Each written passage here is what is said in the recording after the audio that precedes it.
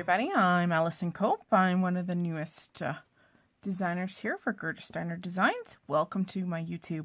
Today we're going to talk a little bit about masking our digital images. So today I'm going to be using the girl holding pumpkin and hedgehog with pumpkin.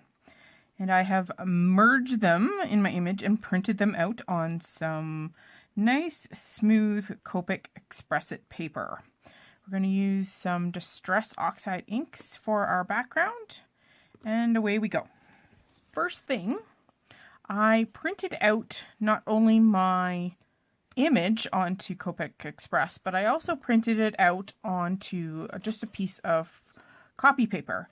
What I did, I fussy cut it out. Now, with the hedgehog, you don't have to necessarily cut around all of his prickles. You can kind of make an outside line because you're going to see the air or the sky behind some of those because they're not thick and dense, they're just points. So you don't have to fussy cut into those. You're going to cut to the inside of your black lines to get a better image to lay over top.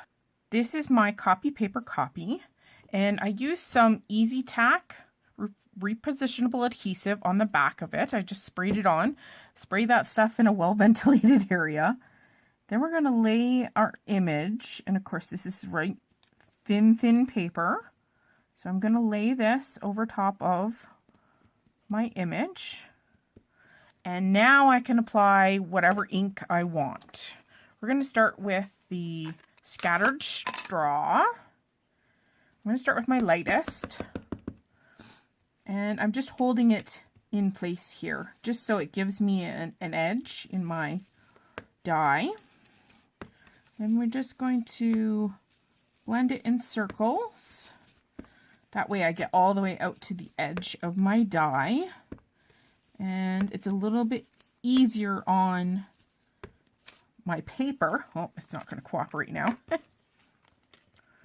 If this happens, put your die back in. And grab a piece of repositionable tape and just adhere it to the back.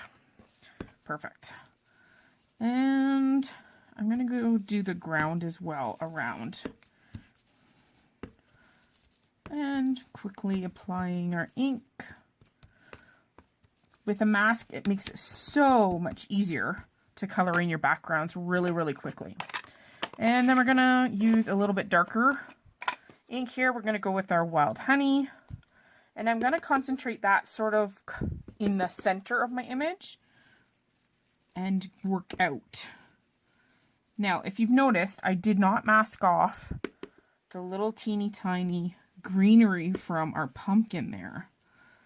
And that's just because it's really small, and I'm going to use a dark enough color to cover over my distress inks, so I'm not really worried about masking that particular image off.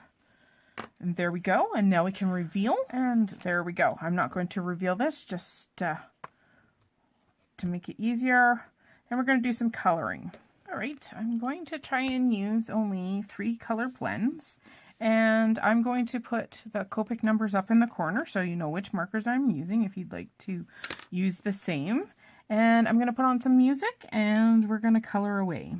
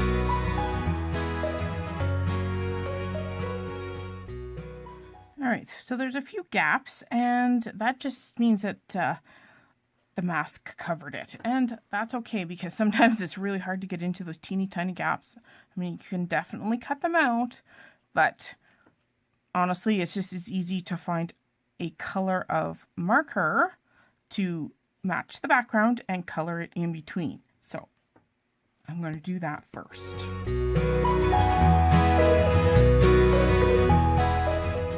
And there we go. There's the focal point for our card. And I'm just going to finish it off and we'll show you the finished result.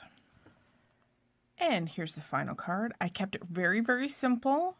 I did go in and add some glossy accents to the eyes and the little hedgehog nose just to make them shine. And I did add some white pen detail to her hair and to his awesome little prickles there. And there we go. Thanks for joining me today. I hope you join me again. Have a great day, guys.